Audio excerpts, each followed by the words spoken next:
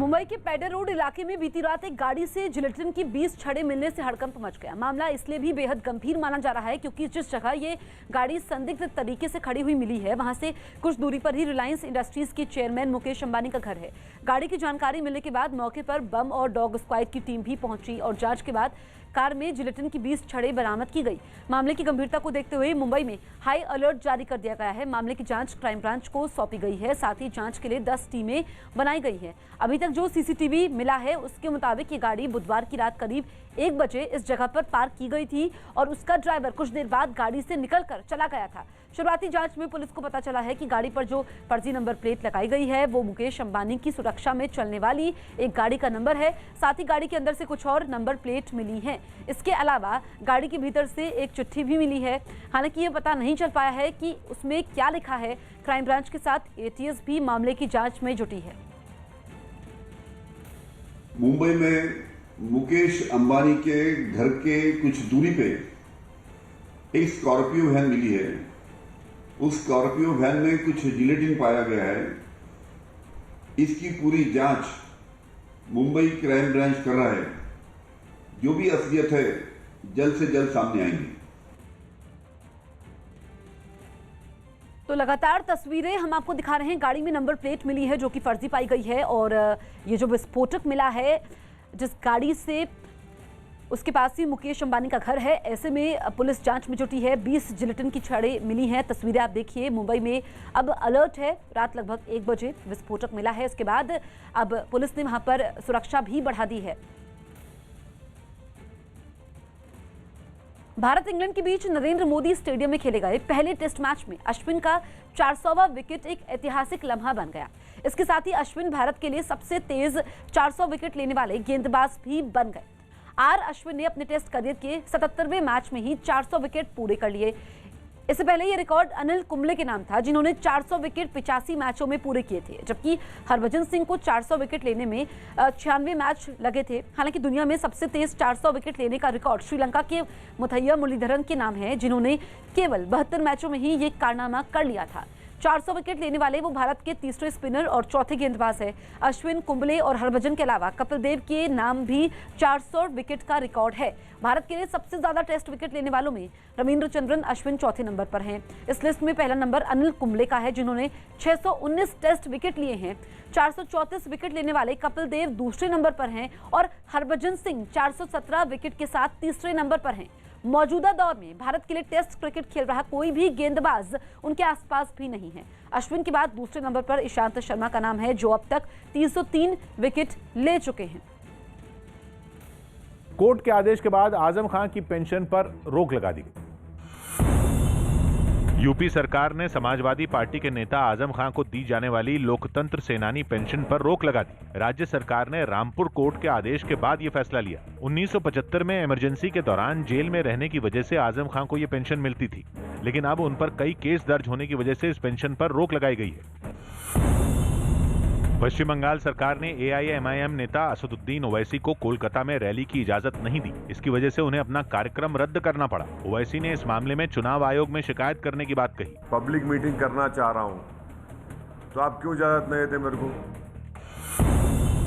केरल के आलपुषा में एक आरएसएस कार्यकर्ता की हत्या के विरोध में बीजेपी ने प्रदर्शन किया। कोरोना वैक्सीन पर यूपी के मुख्यमंत्री योगी आदित्यनाथ के बयान को विपक्ष ने मुद्दा बना लिया। अपने बयान में उन्होंने ये दावा किया कि कोरोना का टीका जल्द ही बाजार में आएगा जिसे लोग खुद खरीद कर लगवा सकेंगे। 15 मार्च के आसपास मार्केट में भी एक टीका आ सकते हैं। जो लोग मार्केट से खरीद के लगाना चाहेंगे उनके लिए भी एक गाइडलाइन, सारी चीजें तैयार हो रही हैं। विधान परिषद में दिए मुख्यमंत्री के इस बयान पर समाजवादी पार्टी ने सवाल खड़े कर दिए। गरीब मजदूर, किसान और जिसकी कोरोना काल से रोजगार चला गया उसका तो पैसा ही नहीं है खरीदने का, वो कैसे वैक्सीन लगवाएगा? जबकि कांग्रेस ने योगी आदित्यनाथ से राज्य के लोगों को कोरोना का टीका मुफ्त में देने की अपील की। हमारी मांग है योगी आदित्यनाथ जी से कि पूरे उत्तर प्रदेश की जनता को फ्री वैक्सीन मुहैया कराई जाए। आज से जम्मू कश्मीर के गुलमर्ग में खेलो इंडिया विंटर गेम्स की शुरुआत होने जा रही है। पीएम मोदी वीडियो कॉन्फ्रेंसिंग के जरिए खेलो इंडिया विंटर गेम्स का उद्घाटन करेंगे। इस मौके पर जम्मू कश्मीर के उपराज्यपाल मनोज सिन्हा के साथ साथ केंद्रीय मंत्री किरेन रिजिजू भी मौजूद रहेंगे। विंटर गेम्स में आइस हॉकी समेत बर्फ में खेले जाने वाली कई प्रतियोगिताएं भी होंगी। 5 दिन तक चलने वाले इस विंटर गेम में 27 राज्यों और केंद्र शासित प्रदेशों से करीब 1200 खिलाड़ी भाग लेंगे। खेलों को बढ़ावा देने के लिए बीती रात गुलमर्ग में नाइट स्कीइंग का भी आयोजन किया गया। इस मौके पर उपराज्यपाल मनोज सिन्हा और किरेन रिजिजू भी मौजूद थे। Kashmir is naturally gifted to organize this kind of winter games. So I have already discussed with the Lieutenant Governor Saab. We will make some announcement also tomorrow, and we will make this Khelo India Winter Games much more bigger in the days to come.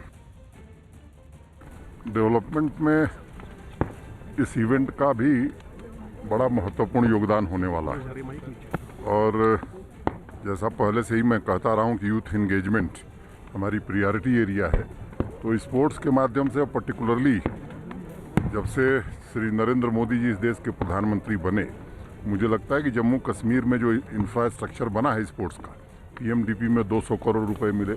अभी अरुण जेटली जी के नाम पर जो stadium बन रहा है, मैं समझता हूँ दुनिया का सबसे अच्छा स्टेडियम होगा।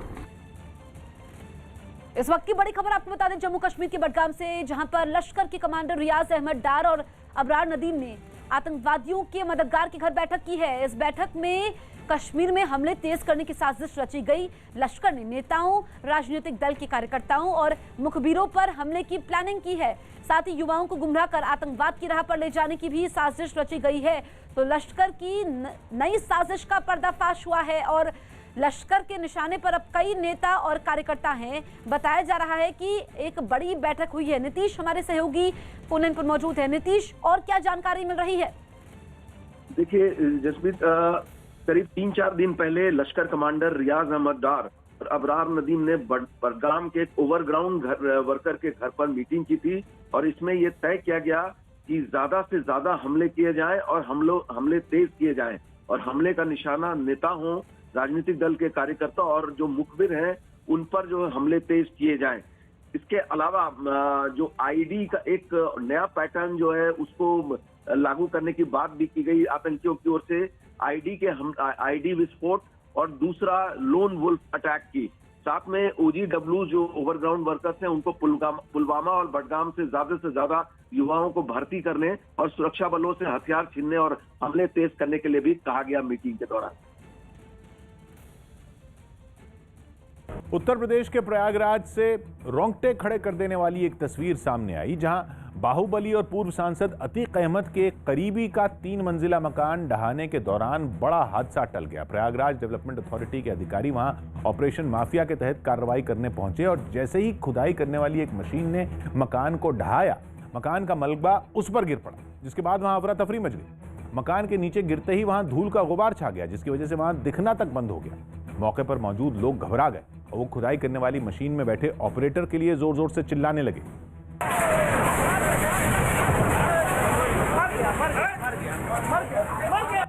धूल हटी तो वहां मौजूद लोग फौरन हादसे वाली जगह पर पहुंचे। वहां पहुंचने पर दिखा कि खुदाई करने वाली मशीन बुरी तरह से मलबे के नीचे दब चुकी है। घटना की सूचना पर पुलिस भी वहां पहुंच गई। बताया गया कि वक्त रहते ऑपरेटर नीचे कूद गया था, जिससे उसकी जान बच गई। इससे पहले प्रयागराज डेवलपमेंट अथॉरिटी के अधिकारी पूरी तैयारी के साथ इस अवैध मकान को गिराने पहुंचे। इस काम में 2 खुदाई करने वाली मशीनें लाई गईं, जो बिना वक्त गंवाए शान से खड़े इस आलीशान मकान को ढहाने के काम में जुट गईं। पूर्णतया अवैध रूप से निर्मित है, इसमें कोई मानचित्र स्वीकृत नहीं है। बताया गया कि इस कार्रवाई के दौरान हुए हादसे में आसपास के कई दूसरे मकानों को भी नुकसान पहुंचा। कंगना रनौत के मामले में मुंबई क्राइम ब्रांच ने एक्टर ऋतिक रोशन को नोटिस भेजकर उन्हें शनिवार को अपना बयान दर्ज करवाने के लिए बुलाया है। इस मामले की जांच क्राइम ब्रांच की क्रिमिनल इंटेलिजेंस यूनिट कर रही है। कंगना रनौत ने कई ईमेल भेजकर ऋतिक रोशन पर परेशान करने का आरोप लगाया था, जिस पर ऋतिक ने इस तरह की किसी तरह के मेल ना भेजने की बात करते हुए कंगना के खिलाफ साइबर सेल में साल 2016 में शिकायत दर्ज करवाई थी। कुछ समय पहले ही इस मामले को क्राइम ब्रांच के CIU को ट्रांसफर किया गया था। LPG गैस सिलेंडर 25 रुपए महंगा हो गया। पेट्रोल के बाद अब एलपीजी गैस भी एक महीने में तीसरी बार महंगी हो गई है। इस बार एलपीजी सिलेंडर 25 रुपए महंगा हो गया है। ओडिशा के गंजम जिले के सोनापुर तट पर लगभग 22 फुट लंबी एक विशाल ब्लू व्हेल का रेस्क्यू किया गया। दुर्लभ प्रजाति की इस व्हेल की पहली झलक के लिए वहां पर्यटक काफी खुश दिखाई दिए। हालांकि बाद में व्हेल को वापस समुद्र में भेज दिया गया। पश्चिम बंगाल की सिलीगुड़ी में चुनाव में ड्यूटी करने वाले टीचरों ने सरकार से अपने लिए सुरक्षा की मांग की। दिल्ली के मुख्यमंत्री अरविंद केजरीवाल आज सूरत में रोड शो करेंगे और निकाय चुनावों में जीत पर लोगों का आभार जताएंगे।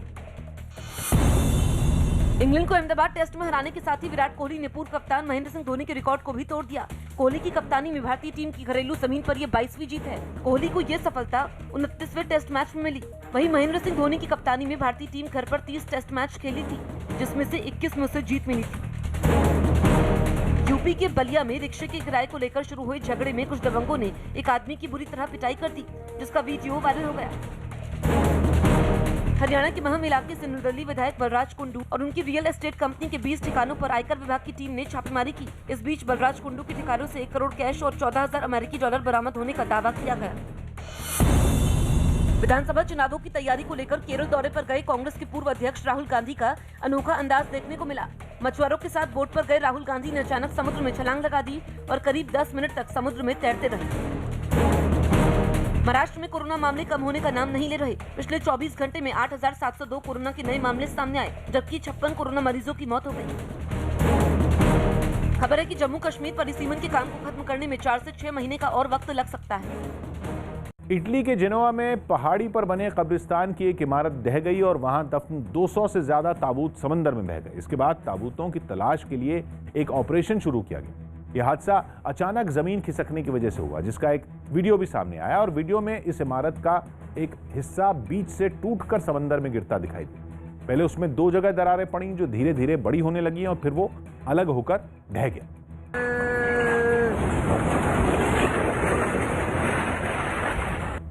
हालात जब संभल गए तो सर्च ऑपरेशन शुरू किया गया। बताया गया कि उस इमारत में लोगों के शव दफन थे जो ताबूतों के साथ समंदर में बह गए, जिनकी तलाश के लिए कई टीमें नाव से समंदर में घूमती नजर आईं।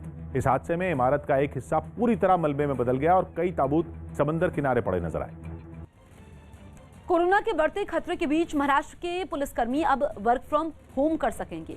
न्यूज 18 के दिवाकर सिंह की रिपोर्ट है कि महाराष्ट्र में जिस तरह से कोरोना एक बार फिर पैर पसार रहा है, उसको देखते हुए वहां पुलिसकर्मियों को भी घर से काम करने की मंजूरी दे दी गई है। हालांकि इस बीच पुलिस विभाग के ए और बी क्लास के अधिकारियों को ये सुविधा नहीं मिलेगी, यानी उन्हें दफ्तर आना ही होगा, जबकि दफ्तर में काम करने वाले ग्रुप सी और डी के 50% कर्मचारियों को वर्क फ्रॉम होम की मंजूरी रहेगी, यानी इस रैंक के आधे कर्मचारी घर से काम कर सकेंगे। हालांकि वर्क फ्रॉम होम के समय भी उन्हें हमेशा अलर्ट रहना होगा ताकि किसी तरह की जरूरत पड़ने पर उन्हें बुलाया जा सके। इसी तरह जो बाकी 50% पुलिसकर्मी दफ्तर आएंगे, उनमें भी आधे यानी 25% सुबह 9 बजे से 4 बजे तक की शिफ्ट में, जबकि बाकी के 25% सुबह 11 से 5 बजे तक काम करेंगे। दिल्ली की सड़कों पर घूम रहे बेखौफ बदमाश पुलिस को भी निशाना बनाने से नहीं चूक रहे हैं।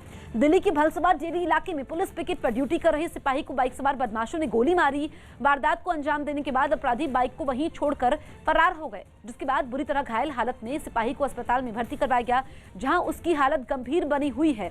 खबर के मुताबिक सिपाही ने बाइक सवार बदमाशों को जांच के लिए रोकने की कोशिश की थी, लेकिन वो नहीं रुके और सिपाही को गोली मारकर फरार हो गए।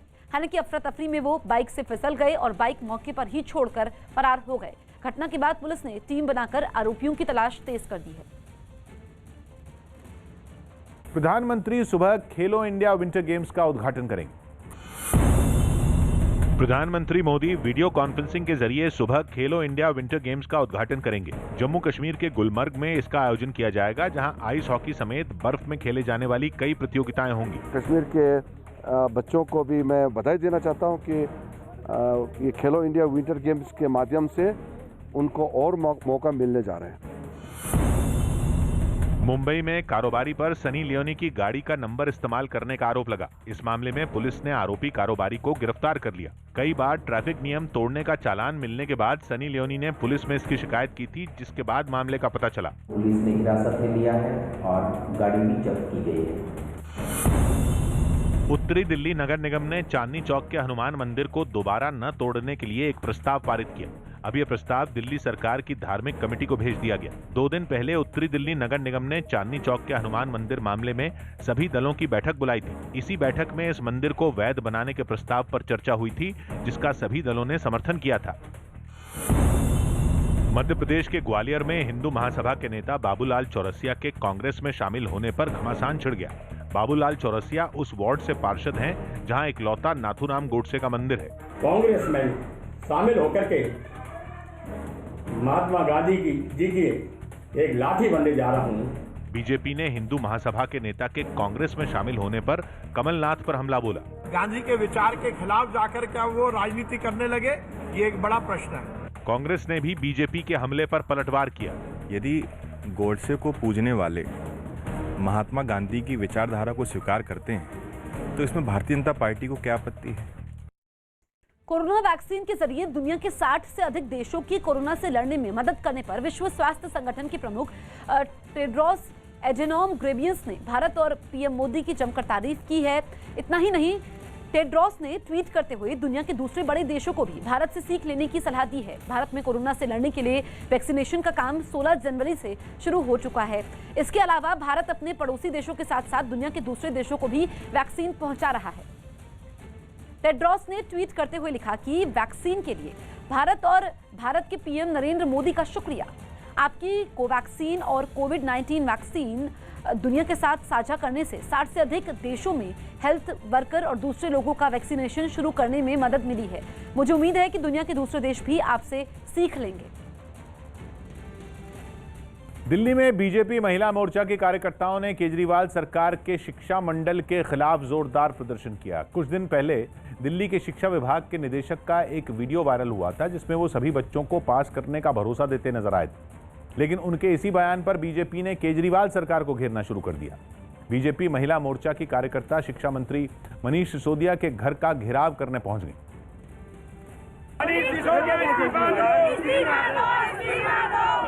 हालांकि पुलिस ने बैरिकेड लगाकर उन्हें रोक दिया, जिसके बाद उन्होंने वहीं खड़े होकर प्रदर्शन शुरू कर दिया। तमाम जो महिलाएं आप देख रहे हैं वे विरोध प्रदर्शन कर रही हैं। उनका साफ तौर पर कहना है कि दिल्ली के जो शिक्षा मंत्री हैं वो फेल शिक्षा मॉडल को लेकर उन्हें जल्द इस्तीफा दे देना चाहिए।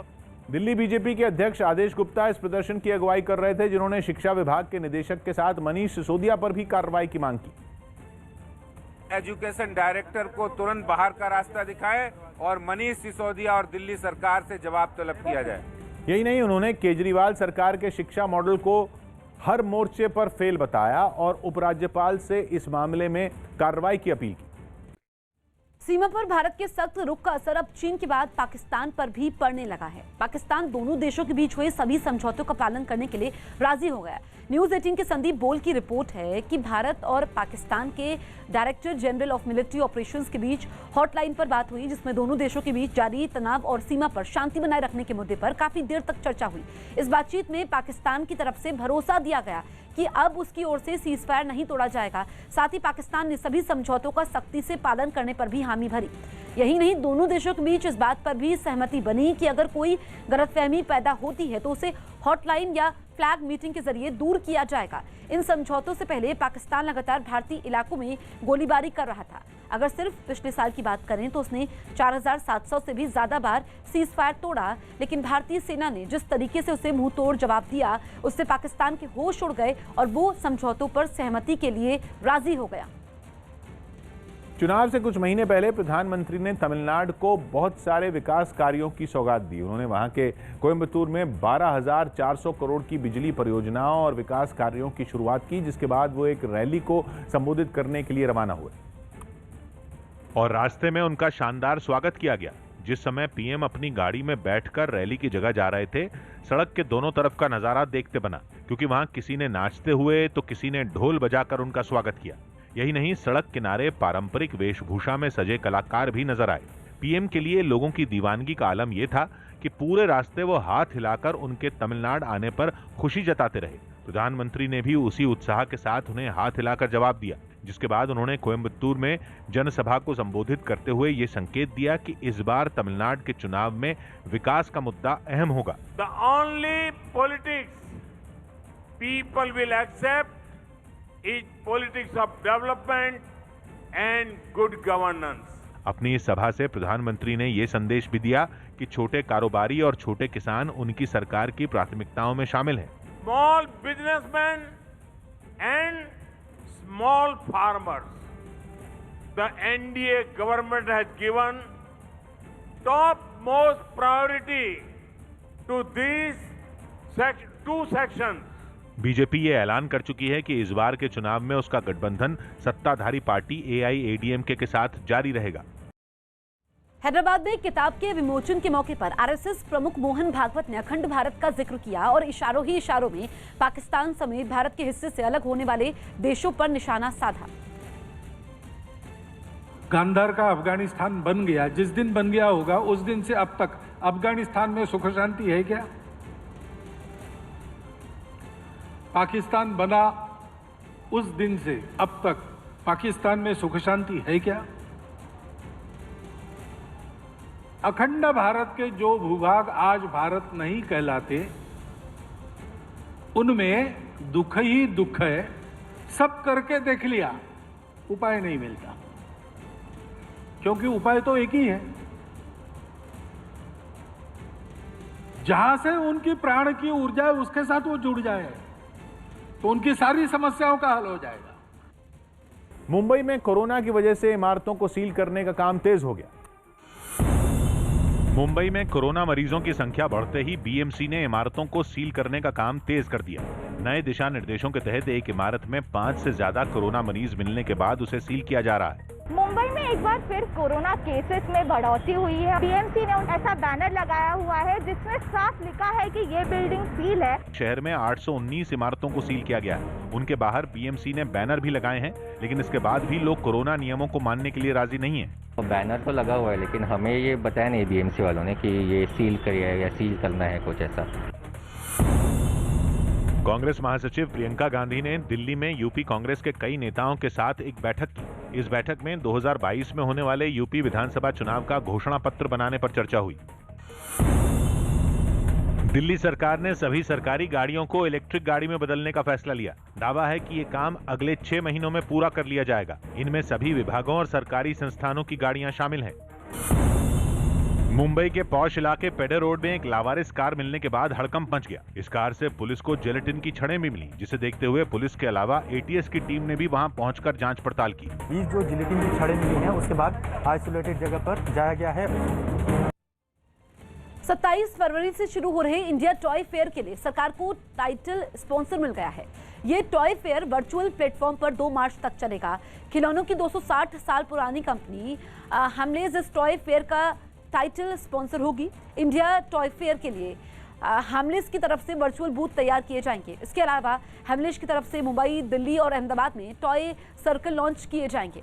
यही नहीं, हमलेज की ओर से आंगनबाड़ी में आने वाले बच्चों के लिए खेल का सामान भी दिया जाएगा और 743 आंगनबाड़ी में बच्चों के लिए लकड़ी के खिलौने दिए जाएंगे। उत्तर प्रदेश के बाराबंकी में कृषि सुधार कानूनों के मुद्दे पर प्रदर्शन कर रहे कांग्रेस कार्यकर्ताओं की पुलिस से जोरदार झड़प हो गई। ये कार्यकर्ता वहां के डीएम को ज्ञापन सौंपने के लिए निकले थे, लेकिन दफ्तर के बाहर तैनात पुलिस ने उन्हें वहीं रोक दिया। इसके बाद तो कार्यकर्ता भड़क गए और उनकी पुलिस के साथ धक्का मुक्की शुरू हो गई।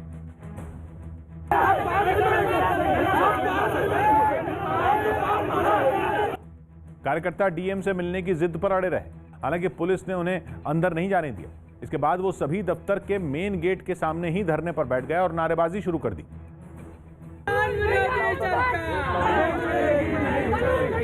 प्रदर्शनकारियों ने कृषि सुधार कानूनों के वापस नहीं होने तक प्रदर्शन जारी रखने की चेतावनी भी दी।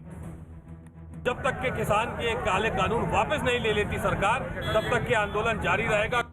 इससे पहले इन कार्यकर्ताओं ने केंद्र सरकार की नीतियों के विरोध में मार्च निकाला और फिर वहां से नारेबाजी करते हुए डीएम के दफ्तर पहुंच गए। लगभग 4 महीने पहले अजरबैजान के साथ जंग लड़ना अर्मेनिया को इतना भारी पड़ा कि वहां राजनीतिक संकट खत्म होने का नाम ही नहीं ले रहा। वहां के पीएम निकोल पाशिन्यान ने सनसनीखेज दावा किया कि सेना ने उनकी सरकार का तख्तापलट करने की कोशिश की, जिसके बाद अपने लिए समर्थन जुटाने के लिए वो राजधानी येरेवान में भारी भरकम हुजूम के साथ पैदल सड़क पर निकल गए। उन्हें अपने मंत्रियों का तो साथ मिला ही, मार्च में उनके परिजन भी नजर आए। मेगाफोन के जरिए उन्होंने जनता से बातें भी की। इसके बाद निकोल पाशिन्यान ने एक बड़ी रैली को भी संबोधित किया। जहां दूर दूर तक भीड़ ही भीड़ नजर आई। इस रैली को पीएम के शक्ति प्रदर्शन के तौर पर देखा जा रहा है। नागोर्नो काराबाग की जंग के बाद से ही आर्मेनिया में पीएम के इस्तीफे की मांग उठ रही है। राजस्थान के सीकर से चौंका देने वाली एक तस्वीर सामने आई, जिसमें पेड़ काटने के विवाद में एक आदमी ने एक दंपति पर हमला कर दिया। बताया गया कि आरोपी अपने 2 साथियों के साथ राज्य में खेजड़ी नाम से मशहूर पेड़ को काटने वहां पहुंचा था, जिसका पति पत्नी ने विरोध किया। वहां के लोग इस पेड़ को तुलसी की तरह पूजते हैं और यही वजह रही कि उन्होंने इन लोगों को पेड़ काटने से रोका तो सफेद शर्ट पहना आदमी उन तक दौड़कर पहुंचा और पति पर कुल्हाड़ी से हमला करने के बाद उसने उसकी पत्नी को भी नहीं बख्शा। इस हमले में दोनों को मामूली चोटें आईं, लेकिन इतने के बाद भी उन्होंने उन लोगों को पेड़ काटने नहीं दिया। वो काफी देर तक उन लोगों से बहसबाजी करते रहे। पीएनबी घोटाले में भगौड़े नीरव मोदी को भारत लाने का रास्ता साफ हो गया, क्योंकि यूके की वेस्टमिंस्टर मजिस्ट्रेट कोर्ट ने उसके प्रत्यर्पण को मंजूरी दे दी। न्यूज 18 के संजय सूरी की रिपोर्ट है कि यूके की वेस्टमिंस्टर मजिस्ट्रेट कोर्ट के जज ने 2 टूक कहा कि भारत सरकार के नीरव मोदी के खिलाफ सारे आरोप सही है और उसे वहां कई सवालों के जवाब देने हैं, इसलिए नीरव मोदी को भारत प्रत्यर्पित किया जाना चाहिए। यही नहीं, अदालत ने इस बात को भी माना कि उसने इस मामले में गवाहों को डराया, धमकाया और सबूतों से छेड़छाड़ की। नीरव मोदी की तरफ से कोर्ट में दलील दी गई थी कि भारत की अदालत में उसे इंसाफ नहीं मिलेगा, जिसके बाद जज ने उनकी दलील को खारिज कर दिया और भारत की अदालतों की तारीफ की। यही नहीं, पीएनबी घोटाले में भगौड़े नीरव मोदी ने अपनी खराब मानसिक हालत का भी हवाला दिया और भारत की जेल की बुराई की, लेकिन उसका यह दावा भी फेल हो गया और जज ने नीरव मोदी के लिए मुंबई की आर्थर रोड जेल को लंदन की जेल से बेहतर बताया। इस बीच भारत सरकार ने नीरव मोदी को वापस लाने की तैयारियां शुरू कर दी। विदेश मंत्रालय की ओर से जानकारी दी गई कि जल्द ही यूके की सरकार से संपर्क किया जाएगा।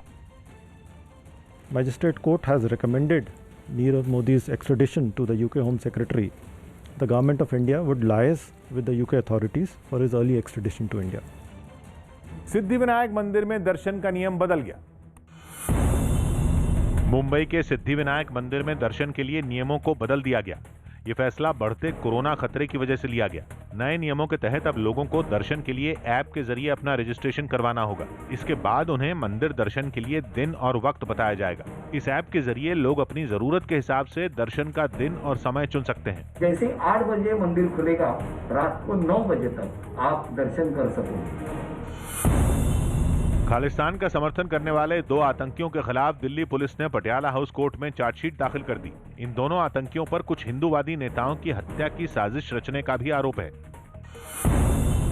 राजस्थान सरकार ने महाराष्ट्र और केरल में बढ़ते कोरोना के मामलों के बाद सख्ती बढ़ा दी। इसके तहत इन दोनों राज्यों से राजस्थान पहुंचे लोगों को अपनी नेगेटिव कोरोना रिपोर्ट दिखानी होगी। इसी के बाद उन्हें राज्य के अंदर जाने दिया जाएगा।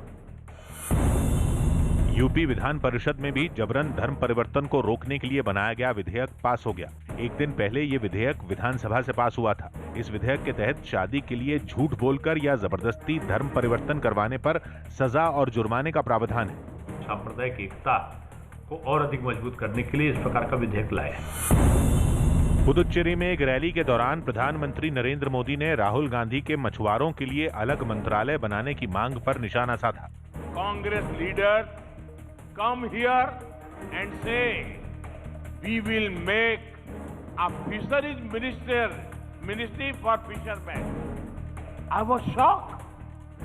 The truth is, it is the current NDA government that had made a ministry for fisheries in 2019. वहीं कांग्रेस एक बार फिर राहुल गांधी के बयान का बचाव करती नजर आई। राहुल जी का ये कहना है कि इस डिपार्टमेंट ऑफ फिशरीज को निकालकर एक स्वतंत्र फिशरीज मंत्रालय बनाया जाए।